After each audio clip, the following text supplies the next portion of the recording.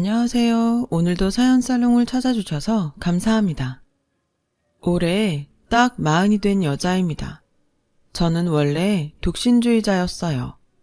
처음부터 그랬던 거는 아니고요.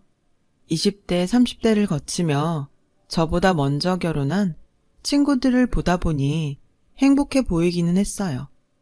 그렇지만 한편으로는 남편과 시댁, 그리고 육아 문제로 힘들어하는 모습을 보면서 나는 저런 걸 감당하기엔 미성숙한 사람이다 라는 생각이 들어 자연스럽게 결혼 생각이 사라졌어요.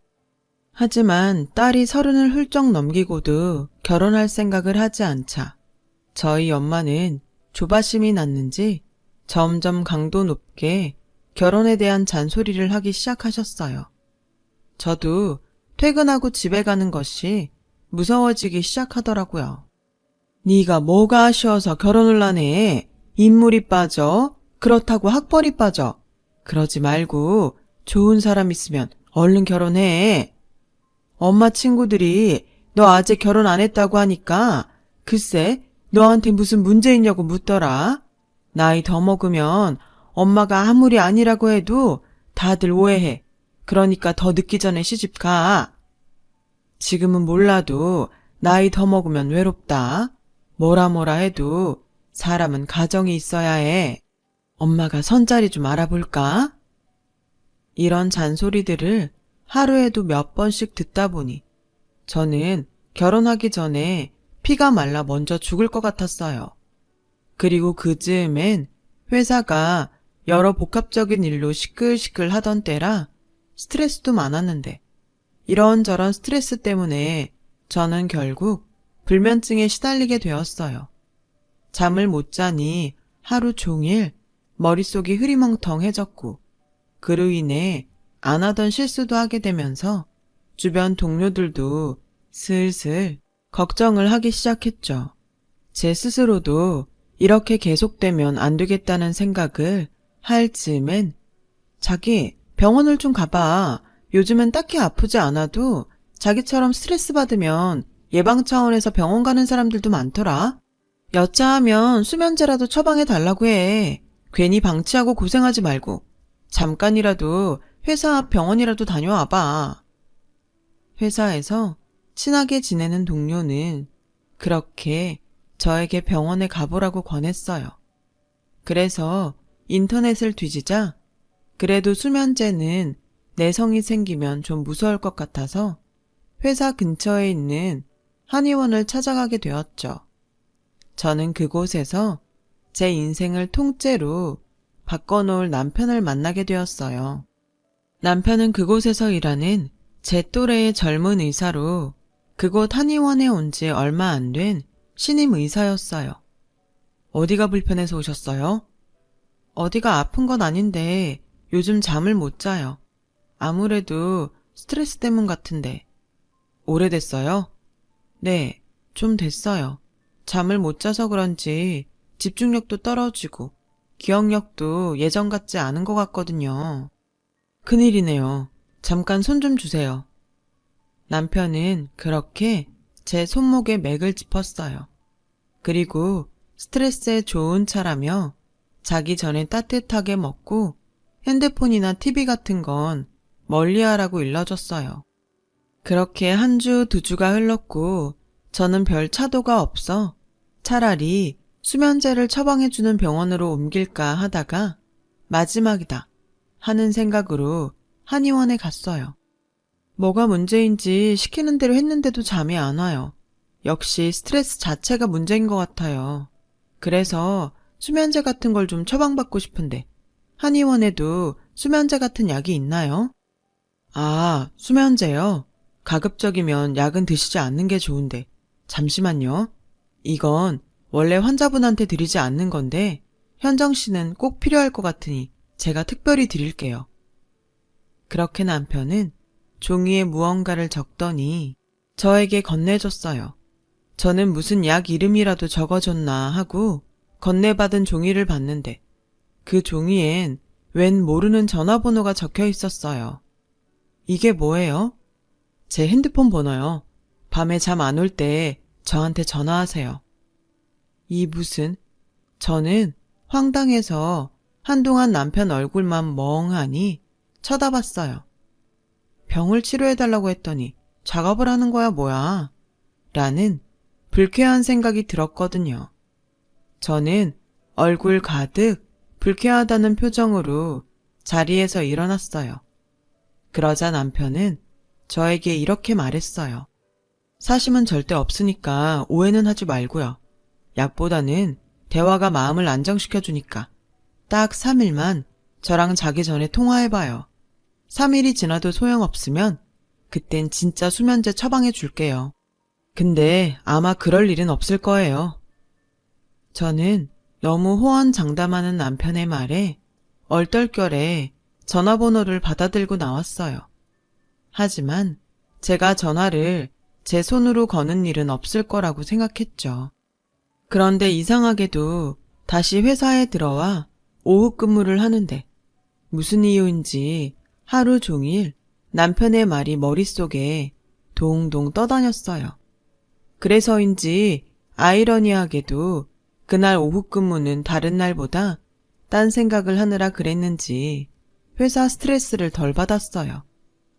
퇴근해서 집에 오니 엄마는 딸이 수면장애가 있는 것도 모른 채 기다렸다는 듯 저를 붙잡고 선짜리라며 핸드폰에 어떤 남자 사진을 보여주셨어요.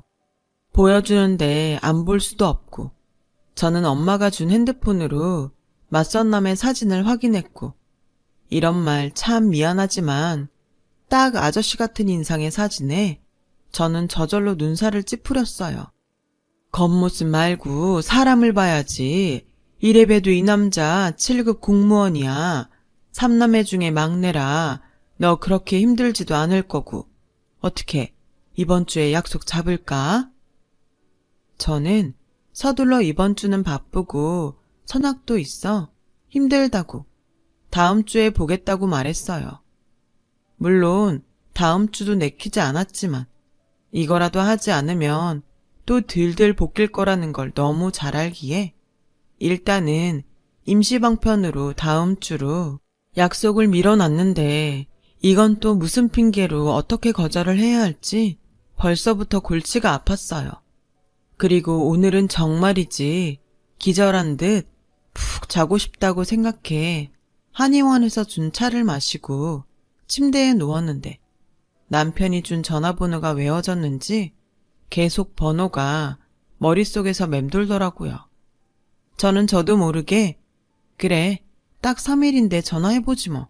분명히 이것도 소용없으면 수면제 준다고 했잖아. 제 스스로와 타협을 했고 눈 딱 감고 핸드폰에 이미 외운 남편의 전화번호를 찍었어요. 여보세요? 현정씨예요? 네, 그냥 속는 셈 치고 3일만 믿어보려고요. 잘 생각했어요. 그럼 우리 무슨 얘기부터 할까요? 아, 현정씨는 뭐 할 때 가장 행복해요? 행복이라. 참 오랜만에 듣는 단어였어요. 저는 낯선 이 질문에 답을 하기 위해 생각을 하기 시작했고 그 순간 어떻게 표현해야 할지 모르겠지만 이상한 예감이 들었어요. 정말 밑도 끝도 없이 어쩐지 이 전화가 3일 만에 끝나지 않을 것 같다는 예감 비슷한 느낌이었죠. 그리고 그날 저는 참 오랜만에 웃고 떠들다 거짓말처럼 기분 좋게 잠이 들었어요. 다음 날 또 밤에 통화할 생각에 전에 없던 콧노래를 부르고 있는 저를 발견했어요. 회사에서도 전에 없던 제 모습에 무슨 좋은 일이라도 있냐며 궁금해하기도 했고요. 그렇게 통화는 벌써 마지막 3번째 밤이 되었고 저는 내심 아쉬웠지만 차마 앞으로 이렇게 통화하자고는 말하지 못했어요. 그러다 우연히 선을 본다는 말을 꺼냈는데요. 현정 씨는 그 선자리 나가고 싶지 않은가 봐요. 네, 저는 아직 결혼에 대한 확신도 없고 또 그런 식으로 누군가를 만나 결혼을 한다는 게 내키지 않아서요. 그럼 그날 선보지 말고 땡땡이 쳐요 나랑. 분명 그때였어요. 이런 표현 너무 유치한데 심장이 쿵 하고 떨어지는 것 같더니 미친 듯이 뛰었어요. 어찌나 쿵쾅쿵쾅 뛰던지 롤러코스터를 타고 있는 듯 어지럽기까지 하더라고요. 저는 그렇게 남편과 만나기 위해 맞선 자리를 거절하고 남편과 첫 데이트를 했어요. 사심은 절대 없다고 하더니 그날을 계기로 저희는 매일 밤 통화를 하는 연인 사이가 되었죠. 저희 집에서도 허우대 멀쩡하고 직업도 좋은 남편을 대환영했고 2년 연애 끝에 슬슬 결혼 이야기가 나오기 시작했습니다. 남편의 어머니, 즉 제 시어머니는 저를 보기도 전부터 내 아들 한의사인데 그런 별 볼 일 없는 애한테 내가 내 아들을 주겠니? 난 이 결혼 절대 못 시켜! 라며 반대를 하셨어요. 결혼도 하기 전에 저를 싫어하는 시어머니를 감당할 자신이 없어서 결혼을 포기하려고 했죠. 하지만 남편이 절대 그럴 수는 없다며 무작정 연을 끊고 살겠다고 집을 나왔고 보름 만에 시어머니가 정말로 자기 아들이 자기와 연을 끊고 저와 결혼할까봐 내키지 않는 결혼을 울며 겨자 먹기로 허락하셨어요. 저희는 부부가 될 수 있었죠. 시작이 이렇다 보니 앞으로 시어머니와 잘 지낼 수 있을지 걱정만 됐었어요. 제 예상대로 시어머니는 저를 철저하게 외면하며 없는 사람 취급을 하시더라고요. 그래도 그때까지는 견딜만 했어요. 가까이는 살아도 분가에서 따로 살고 있었고 저한테 직접적으로 피해를 주거나 부당한 일을 강요하지 않으셨으니까요. 그런데 그런 마음도 잠시. 시어머니는 당신 아들이 저한테 그리고 저희 친정집에 무언가 조금이라도 신경 쓰는 눈치를 보이면 그때부터는 저를 없는 사람이 아니라 일부러 찾아오시거나 전화를 거셔서 이러시더라고요. 너도 참 염치가 없다. 어디서 굴러먹던 꼬리 9개 달린 여우처럼 생긴 게 남의 귀한 아들 거저 얻었으면 그냥 엎어져서 감사합니다 하고 살 것이지? 감히 내 아들한테 대접을 받으려고 들어? 웃기지도 않아 정말. 니네 집도 똑같아. 거지 근성인지 뭔지. 하기사 그 피가 어디로 가겠어? 저는 살면서 처음 받는 막말과 하대에 점점 한계를 느꼈고 그 스트레스는 또 다시 불면증과 남편을 향한 짜증으로 폭발했어요. 그럴 때마다 남편은 내가 대신 사과할게. 정말 미안해. 마음 좀 풀어.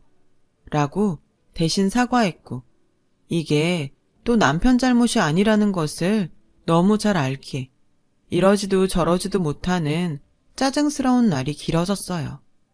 특히 시어머니는 걸핏하면 저희 친정집을 돈이 없다, 별 볼 일 없다 등 함부로 말씀하셨죠. 그건 정말 자식된 입장에서 참기가 너무 힘들더라고요. 시어머니는 동네에서 제법 규모가 있고 장사가 잘 되는 국밥집을 운영하고 계세요. 24시간 운영하는 가게는 직원들이 3교대로 돌아가며 일을 하고 있고 저희 시어머니는 가끔 가게를 나갈 뿐 장사에는 이미 손을 뗀 지 오래신데 그간 벌어놓은 돈이 제법 있어서 그렇게 주변 사람들한테 있는 척을 하고 다니셨어요. 그에 반해 저희 친정집은 아버지가 퇴임을 앞둔 선생님이시고 어머니는 평범한 가정주부신데 두 분 다 절약과 검소함을 미덕으로 여기셔서 새 옷을 사는 일은 거의 없으셨어요. 그러니 비싸고 화려한 명품만 좋아하시는 시어머니 눈엔 저희 부모님은 자신보다 훨씬 뭐가 없다고 생각하셨을 테고 결혼할 때도 제가 나이가 적지 않으니 일부러 집에 도움을 받지 않았는데 시어머니는 이 모든 것이 저희 집에 돈이 없어 그런 걸로 생각하셨어요. 그래서 저와 저희 부모님을 어떻게든 잘난 당신 아들을 잡기 위해 얼굴에 철판을 깔았다며 저희 집에 대해 이런저런 없는 말을 함부로 하시는데 사실 검소하신 것뿐 저희 친정집이 그렇게 없는 집은 아니에요. 그렇다고 유치하게 시어머니에게 저희 부모님 그 흔한 대출도 없고 은행에 저축해 놓은 돈도 많은 현금 부자예요. 라고 말할 수도 없는 노릇이라 정말 미치겠더라고요. 그중에 정말 못 봐주겠는 건 은근 당신이 가게 사장이라는 걸 말버릇처럼 하시는 거였는데 결국 넘지 말아야 할 선을 시어머니가 넘고 마셨어요. 어느 날 막무가내로 저희 집에 와서는 니네 엄마 집에서 노시지. 마침 우리 가게에 일손이 좀 부족해서 니네 엄마가 딱 생각이 나잖아. 그 나이에 어디 나가서 취직하기도 힘들고 나와서 돈이라도 버시라고 해라. 내가 특별히 월급 많이 드린다고 해. 어머니, 저희 엄마 일 안 하셔도 사는데 지장 없으세요. 그냥 마음만 받을게요. 어머, 얘 말하는 것 좀 봐. 내가 모처럼 사돈 생각해서 덕을 좀 베풀까 하는데 뭐? 마음만 받아? 이러니 딸 자식 시집가면 남이라고 하는 거야. 넌 내 아들이랑 잘 먹고 잘 살면서 어떻게 니네 집 신경을 안 쓰니? 나는 딱 봐도 알겠던데. 그러지 말고 다음 주부터 식당에 나오시라 그래.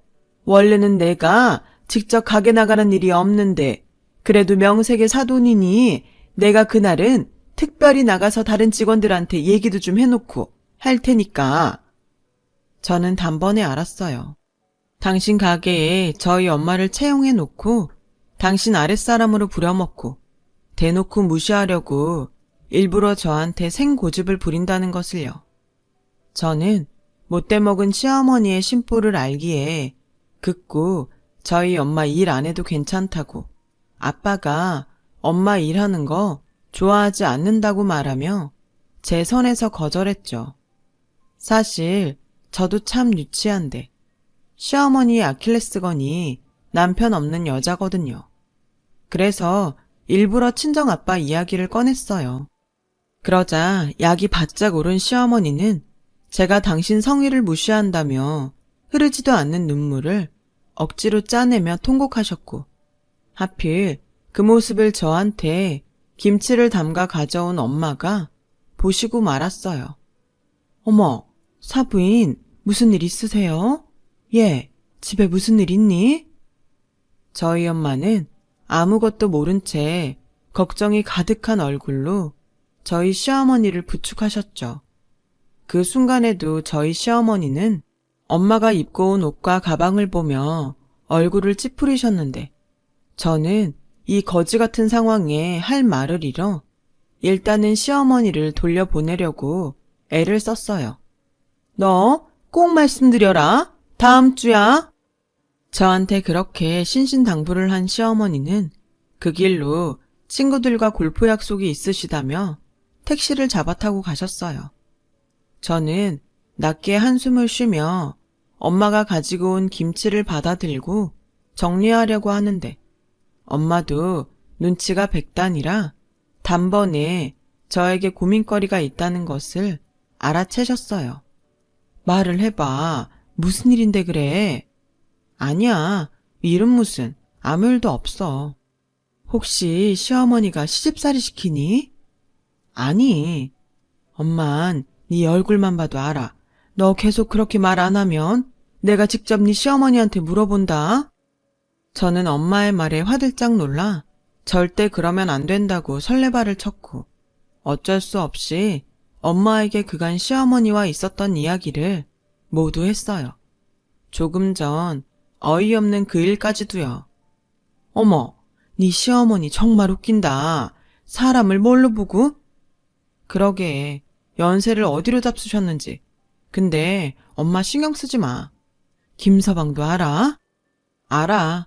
오늘 일은 내가 아직 말 안 해서 모르겠지만 김서방은 맨날 나한테 자기 엄마 대신 사과해. 요즘은 사랑한다는 말보다 미안하다는 말을 더 많이 하는 것 같다니까. 그래도 다행이네. 사위는 쓸만해서. 안 되겠다. 엄마가 한 번은 나서야겠어. 다음 주라고 했지? 시어머니한테 말씀드려. 엄마 출근한다고. 출근을 한다고? 왜? 말했잖아. 한 번은 나서야겠다고.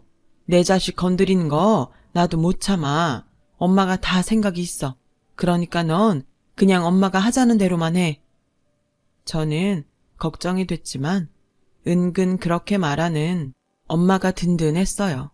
그래서 엄마를 믿고 그날 저녁 시어머니에게 전화를 드렸는데 그 반응이 참 가관이었어요. 거봐라, 니네 엄마도 엄청 좋아하시지? 세상엔 돈 싫다는 사람은 없어. 게다가 너네 같은 없는 집은 더하지. 알겠다. 위치는 알고 계시지? 저는 좋아 죽는 시어머니와 전화를 끊고 뿌린 대로 거둔다고 시어머니가 정말로 된통 당했으면 좋겠다는 생각을 했어요. 하지만 차마 남편에게 이런 저의 속마음을 내보일 순 없었어요. 남편도 중간에서 나름으로 스트레스라는 걸 저도 알고 있으니까요.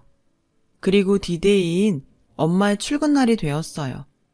저는 걱정스러운 마음에 미리 시어머니 가게 근처에 있는 편의점에 일찍이 자리를 잡고 앉아서 엄마를 기다렸는데요.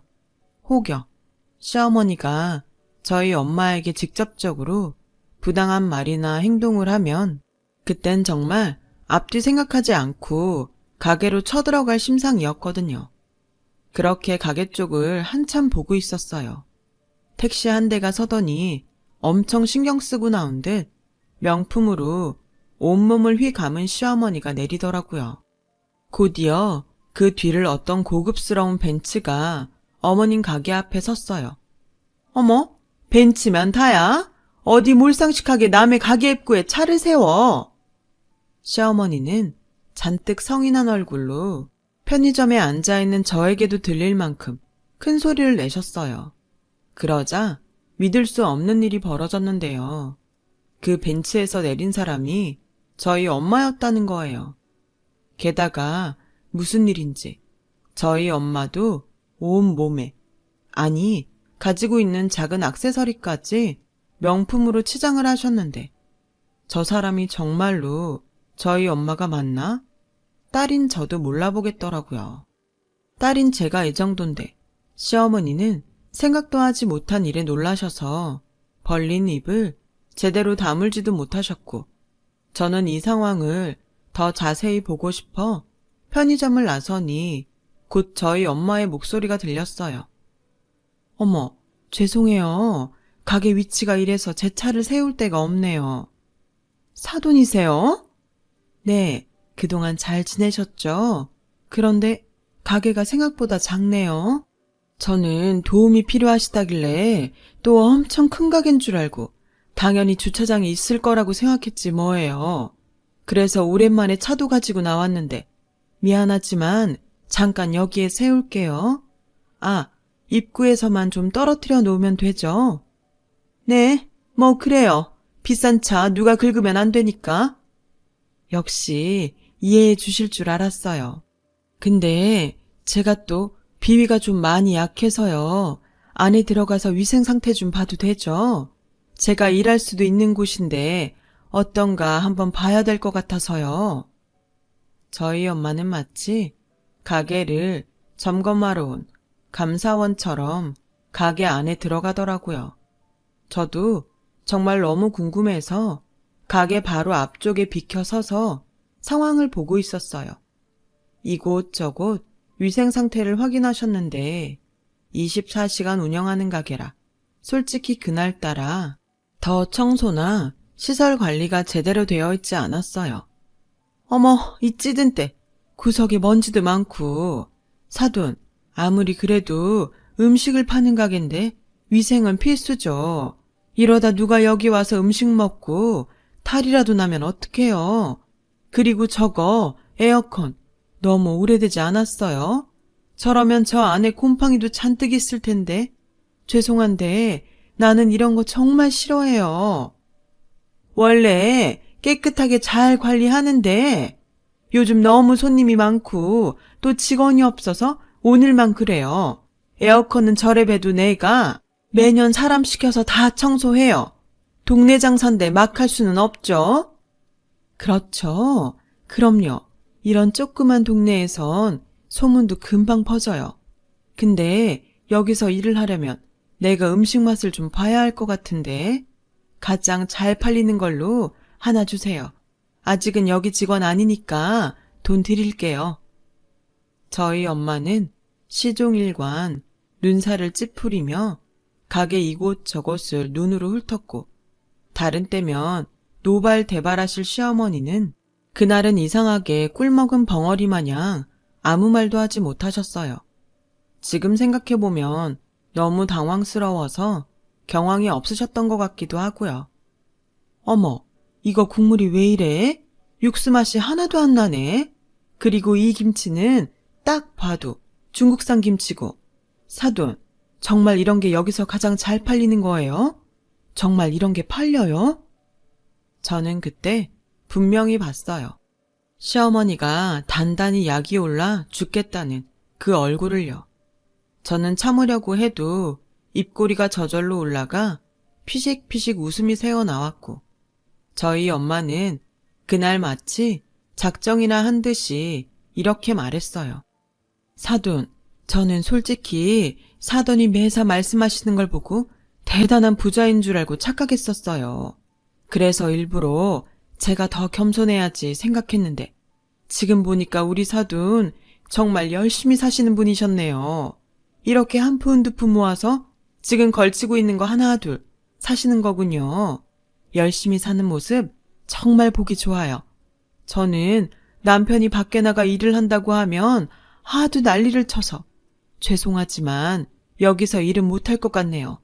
가게가 좀 크고 괜찮으면 가족끼리 돕는다고 얘기라도 해보려고 했는데, 우리 그이가 이런 줄 알면 난리를 칠 거라서. 그럼 저는 이만 가볼게요. 아, 맞다. 잠깐만요. 저희 엄마는 갑자기 가게에서 나오더라고요. 저도 얼른 숨었죠.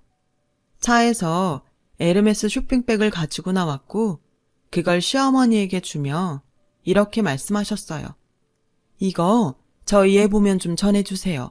좋아 보여서 하나 샀는데 명품이라고 하면 아주 칠색팔색을 해서 좀처럼 가지러 오지 않으려고 하더라고요. 애가 워낙에 지 아빠 닮아서 욕심이 없어요. 이런 말 좀 제가 푼수 같긴 한데 저희 집 양반이 교육자 치고는 자산가예요. 그래서 저희 집은 저 말고는 그렇게 돈 쓸 사람이 없답니다. 그럼 사돈 건강 조심하시고요. 이만. 저희 엄마는 그렇게 저희 시어머니를 우두커니 세워놓고 유유히 벤츠를 끌고 돌아가셨어요. 어찌나 통쾌하던지. 저는 하마터면 소리를 다 지를 뻔했어요. 그리고 저는 그 길로 친정집으로 갔어요. 어떻게 된 일인지 너무 궁금했거든요. 원래 그렇게 돈으로 사람 무시하는 사람들은 똑같이 돈으로 무시해야 가장 열받아. 니네 아빠가 뭐라고 하긴 했지만 앞으로 그 집에서 계속 살 자식 문제인데 돈이 대수야. 그리고 솔직히 안 써서 그렇지 우리가 없는 사람도 아니고. 그래서 이번에 처음이자 마지막으로 엄마도 한번 크게 써봤다. 아니, 그래도 그렇지. 여태 살면서 쓴 돈보다 더 많은 것 같은데? 얘는 너 키우면서 쓴 돈이 더 많아. 애 하나 키우려면 돈이며 정성이며 얼마나 많이 들어가는 줄 알아? 그렇게 그냥 돈만 쓰는 건 쉽지. 그래서 이런 건 값어치가 없어. 난 그 비싼 차보다 네가 더 비싸다. 넌 엄마 아빠한테 가장 비싸고 소중한 명품 중에 명품이야. 엄마 아빠표 리미테이션. 저는 엄마의 말과 사랑에 크게 감동받았어요. 사람이 귀하지 돈이 귀한 게 아니잖아요. 그리고 그날 저녁 엄마가 맡겨놓은 에르메스 가방을 가지러 시어머니 댁에 찾아갔고, 저는 또 한 번 통쾌함을 맛볼 수 있었어요. 시어머니는 그 새를 못 참고 저희 엄마가 맡겨둔 에르메스 가방을 꺼내 거울 앞에서 자신의 가방인 척 사진을 찍고 있다가 저한테 딱 걸렸고, 그 순간 도둑이 제발 저린다고 얼굴이 빨개져서는 헛기침을 몇 번이고 하셨어요. 어머니, 그래, 넌 왜 연락도 없이? 아니, 제가 싫다고 했는데 저희 엄마가 그 가방을 어머니한테 맡겼다고 해서요. 그래. 하자가 있을까봐 꺼내서 한번 봤어. 넌 그러고 왜 이 좋은 걸 싫다고 하니? 엄마가 사주시는데. 저는 그런데 돈 쓰는 거 싫어요. 지가 아무리 좋아도 가방이잖아요. 그렇긴 하지. 그럼 너 이거 안 쓸 거니? 아, 혹시 어머니 갖고 싶으세요? 그런데 어쩌죠? 제가 이거 그냥 저희 엄마 쓰라고 했는데. 어머님이 갖고 싶으시면 제가 저희 엄마한테 다시 말해볼까요? 아니, 됐다. 나도 뭐 이 정도는 살 수 있어. 그냥 네가 안 쓰면 아까우니까 나라도 쓸까 했지. 그리고 난 원래 이 브랜드 안 좋아해. 아, 그러시구나. 하기사 어머니는 애뚜로 좋아하시죠. 보면 거기 물건이 많으시던데. 그날 이후 저희 시어머니는 저희 친정집 무시하던 말버릇을 단번에 고치셨어요. 그리고 가끔 도대체 니네 집에 돈이 얼마나 있냐고 물으시는 날도 있는데 저는 그럴 때마다 정확히 알 수 없을 만큼이라며 대답해드려요. 뭐 진짜로 정확히는 모르기도 하고요. 그냥 두 분이 행복하게 사실 수 있는 만큼은 가지고 계신다고 알고 있고 저 역시도 나중에 저희 부모님처럼 많은 돈을 쫓기보다 저희가 행복할 수 있는 딱 그 정도만 있으면 좋겠다고 생각해요. 이렇게 저는 저희 엄마 덕에 요즘은 마음고생 없이 잠도 잘 자며 전에 느끼지 못한 행복한 신혼생활을 보내고 있어요. 비록 늦은 나이에 만난 남편이지만 얼마 전 아이도 생겼고 앞으로 더 행복할 미래를 꿈꾸고 있답니다. 이젠 정말 가끔 특별한 날이면 시어머니를 뵙는데요. 한참 어린 저지만 저는 시어머니가 이제라도 돈이 아닌 진짜 행복과 즐거움을 쫓으셨으면 좋겠어요. 그렇다면 저희 고부도 지금보다는 더욱 가깝게 지낼 수 있겠죠. 지금까지 저의 이야기를 들어주셔서 감사합니다. 건강하고 행복한 날들 되시길 기도하겠습니다. 여러분, 사연 댓글에 응원과 현명한 조언 부탁드려요. 좋아요와 구독은 저에게 큰 힘이 됩니다. 오늘도 좋은 일 가득하세요.